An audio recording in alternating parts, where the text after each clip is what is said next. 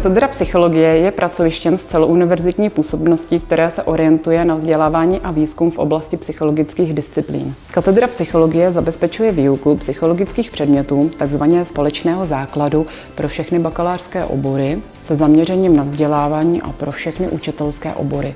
Učitelství pro mateřské školy, učitelství pro první a druhý stupeň základní školy a učitelství pro střední školy. Katedra psychologie vyučuje rovněž také předměty pro ostatní fakulty Západočeské univerzity, a to především pro fakultu zdravotnických studií, fakultu filozofickou a fakultu právnickou. Učitel potřebuje znalosti z psychologie, aby zvládal úspěšně řešit vzniklé problémy a konflikty, aby uměl reagovat na křehkou dětskou duši, aby byl empatický a citlivý, aby uměl řešit problémy odborně a s nadhledem.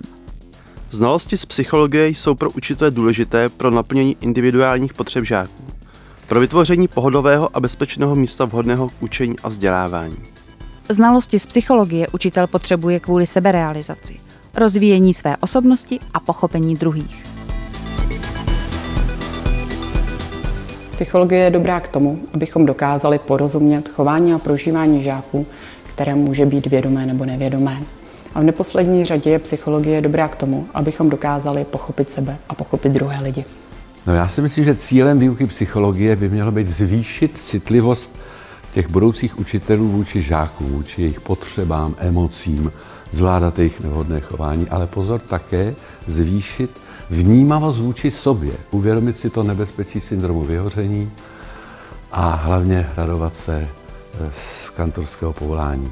Pro mě psychologie znamená 3 pilíře, které se snažím u svých studentů rozvíjet a které oni rozvíjejí u svých žáků.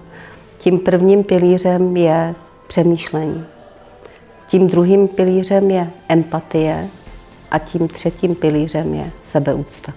Nejvýznamnějším uměním učitele je probouzet v žácích radost tvořit a poznávat, řekl Albert Einstein, a psychologie vám pomůže najít ty správné nástroje, jak to udělat. Psychologie učí každého z nás, jak nebýt povrchní a jak nezůstat na povrchu. Radí nám, jak nebýt rychlým soudcem věcí, pomáhá nám vidět věci v mnohem větších složitostech a vede nás k pochybování o sobě, o lidech, o svých žácích a o své práci. A tím nás postupně vede k určité životní moudrosti. Tak nashledanou příští týden.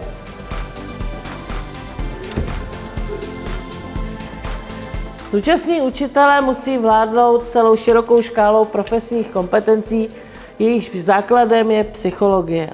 Ať se již jedná o kompetence komunikativní, interpersonální, intrapersonální nebo diagnostické a intervenční. Aby škola nebyla pro děti místem stresu, tak se potřebují cítit bezpečně. Klíčovým faktorem je prožívání bezpodmínečného přijetí, jak to pojmenovává psychologie. A to začíná u nás, u učitelů. Proto potřebujeme vědět, co to je a co proto můžeme konkrétně dělat. Takže psychologie je pro učitele užitečná především proto, že musí mít schopnost empatie, umět se vcítit myšlení a jednání žáků. Za druhé, musí umět s nimi komunikovat. A za třetí, musí se dobře orientovat i v různých poruchách, které v souvislosti s inkluzí se ve škole mohou objevovat.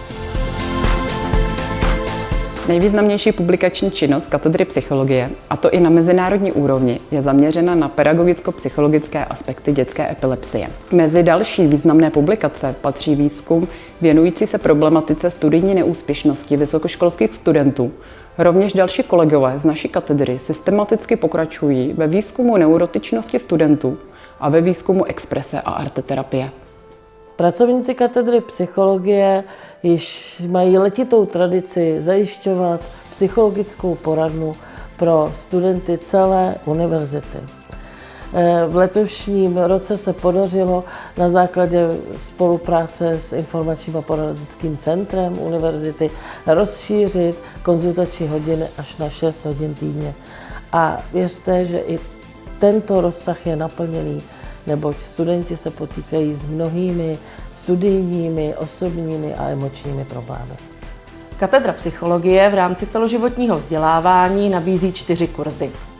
Prvním je rozšiřující studium psychologie pro učitelství pro střední školy Druhým kurzem je arteterapie a muzikoterapie. Třetí kurz forenzní psychologie je určen hlavně pro studenty a absolventy právnických oborů, sociální práce a příbuzných oborů.